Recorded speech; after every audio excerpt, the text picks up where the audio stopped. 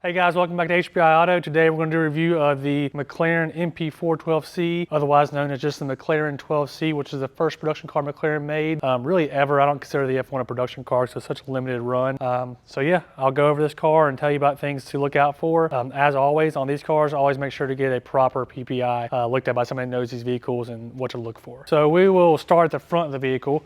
The most common problem up here is the headlights. So the headlights, and you can see this one's starting to do a little bit. You can look down there and see that they're starting to cloud up right there. It looks like somebody's refinished these in the past. The proper fix is to actually remove the headlight from the vehicle, pull it apart, wet sand it down, and polish it out. Sometimes you can get great results, sometimes you get okay results, but it's much cheaper than replacing the whole entire unit. There actually are silicone bags inside the early models on the Mclaren 12Cs that prevent some of the moisture happening inside there. Make sure those get replaced, with the service. So usually by now, if the headlights haven't started fogging, then they won't do it. Walking around to the side of the car, the next common issue that we see a lot is the early model 12Cs have the slide doors where you got to slide your hand in order to unlock it. And as you can see, if your hands are sweaty or anything, makes it a little difficult. The later models actually have a button that you push and open the doors.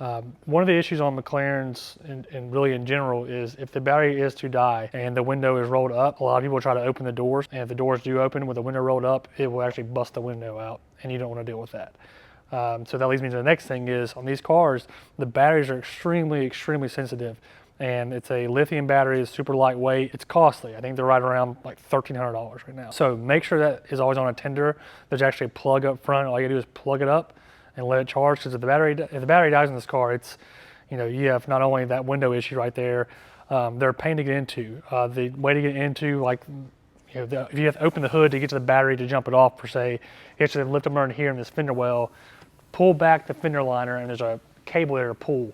It's not the easiest thing in the world to do, and then once you get in there, if the battery's too dead, you can't just plug up the charger. You have to actually pull the whole frunk out and get to the battery itself and try to get power onto the battery itself. So always keep it on a tender no matter what, because you'll have issues after issues with electrical problems and all grades of stuff. As we go back here, this isn't really an issue per se, but I see this all the time on these metallic McLarens.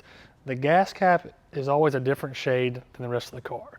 Volcano red, volcano orange are the two most ones. I don't think it's really a problem. I don't know if it's just a difference in material, but the paint never matches. Another common problem on the 12Cs is if you see the taillights are actually two strips per side. You'll see a lot of times in these cars that only the top one will work, or only the bottom one will work, or just one of them in general is out. The fix for that is actually a TSB, is an update, and you have to buy all four individual taillights. And those, I think last time we bought something around like $2,000, $2,500, and you can't buy just one. It has to be all of them, or else it won't work properly. Air brake. So this is all controlled by the clutch gearbox and everything. It's all hydraulic. When you park these cars and after you've been driving them and they're in active mode, the wing will stay up. All right. The proper way is to park the car, turn active mode off, let the wing go down, because otherwise the wing can get stuck up, and you'll get a fault on the computer saying, air wing fault, and you have to actually recalibrate it. The only proper way to recalibrate it is with the actual tool and bleed it out. Some people do it with just pushing it down. I'm not a fan of that because it can break things. That is a little thing that can be a pain. We're not gonna put the car on a lift to see the undersides, but some mechanical issues to have somebody look at are the gearbox. There is known common problems with these gearboxes. The easiest, quickest way to figure out if there is a problem there is there's a weep hole in the gearbox, and if it's leaking, that's how you know there's an internal failure. If it's not leaking, usually it's pretty good. Cam phasers, other huge things on these cars. I've seen it more than once, and in order to fix the cam phasers, it's a tear down the engine, replace cam phasers. I think it's like a $10,000 job, and it does happen frequently. So make sure to have somebody go in there, scan, make sure there's no stored code for cam deviations and anything like that. Make sure to read the live data, make sure everything's talking like it should to each other. Coolant hoses on these cars, the actual clamps that McLaren uses are known to fail, for lack of better words. They're all squeeze clamps, and 9% of the time they're going to leak. So be prepared if you buy one of these cars and it hasn't been updated yet to replace every single coolant line clamp on the car, or else you're going to have an issue in the future with it. Everything else is pretty common with your, water pumps tend to leak sometimes, timing covers leak, not a big deal, valve covers. When it rains, the water does tend to come down through here and sit on top of the valve cover and will actually get down to the spark plug holes and cause water to get on the coils. So you'll notice a lot of these times that these cars have been out in the rain or washed, that first startup, it can be rough. And that's because there's water sitting inside, the coil area, and they actually do rust as well. So keep an eye on that. Try not to get the car wet if you can. Moving inside to the car, there's not too many things that really are big deals on here, but the HVAC control unit is one that the screen will fail very, very frequently. So if you're looking to purchase one of these cars, make sure that both screens are reading, because otherwise the replacement, we can get screens and do a fix in-house and just replace the screen itself, or you have to buy the whole entire unit, which are very, very expensive. The Iris 1, which is what this car has, a quick way to tell if it has Iris 1 versus Iris 2 is Iris 1, you see 2 blank buttons. Iris 2, these buttons have logos on them. This Iris 1 car, of course, is very, very prone to failure, whether that be, when you touch something on Iris 1, this one works flawlessly. But if you touch something it doesn't want to touch, or the screen goes out in general, there are some ways to rebuild them depending on what's failed. But most of the time I just recommend going with an Iris 2 update because it's worth it.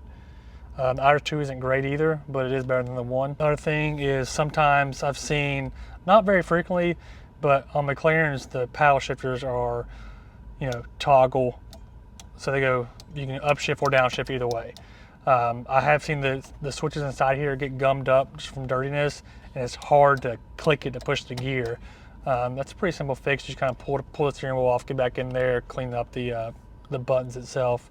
No big deal. As far as anything else in the interior goes, I have seen a seat failure a couple times where the gears will break out of the seat and wants you to buy a whole new seat in order to fix it.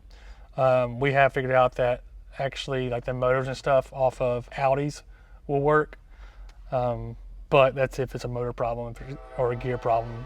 You can rebuild them if needed. Like I said, I've only seen that a couple times. Everything else inside the interior of this car is actually pretty straightforward, pretty well put together. I don't really see too many issues. This is not really an issue. It's just kind of a flaw in the design of these doors. It's from this generation up. I mean, all McLarens have this. This area on the door gets beat up a lot.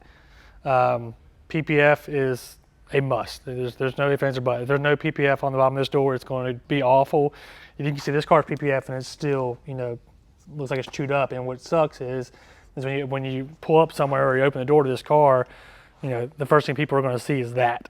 But it just should be weird on the road, just like any car in general. Is if something's in the road, especially in this car, be very, very, very careful, because if it were to hit this is just fiberglass. It just shatters it. So that's something to be wary of, is this taking a lot of beating. Something else body related on McLarens is if you drive these cars extremely hard, especially the track, I've seen this on a lot of 650s, 675s, the windshields crack. It's a very, very rigid body of a car, and the weak point in the car is the glass. So you will crack the windshield fairly easily if you do track these cars, and windshields are not exactly cheap for these as well. So it's something to keep an eye on. Don't get confused, because over here on this side of the windshield, down the middle and on the side, you'll see these antennas that look like cracks.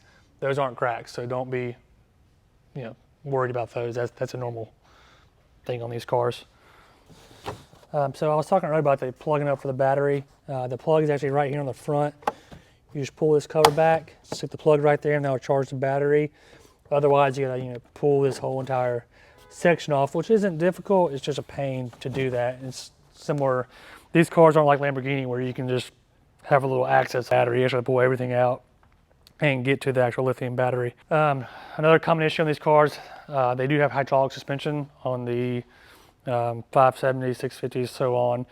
So there are some suspension issues. Mainly it's the accumulators that go bad. They screw in on top. It's a pretty easy fix. If that's not the fix for your suspension fault, it can be the actual coilover itself can fail, the internals. I've seen that plenty of times. I'll show a light on there for the suspension fault, and it'll tell you which one to check, and we can go through and check that with the scan tool. Power steering racks are pretty widely known on the internet as far as the racks failing, and you have to replace, I think it's like $30,000 for the rack, and because it all ties into suspension. Personally, I've seen probably at least over 100 of these cars, and I've never seen a power steering rack fail. So I don't know if that's one of those things that's just kind of mythical on the internet or not. but personally I haven't seen that issue. So that's a quick kind of rundown of, you know, the 12C, what to look out for. I still think bang for buck, this is the best supercar that you can buy. It's a great entry supercar. Surprisingly enough, this is actually my first McLaren that I bought. We've bought and sold it a few times now, so I do have an attachment to this car. I love this car.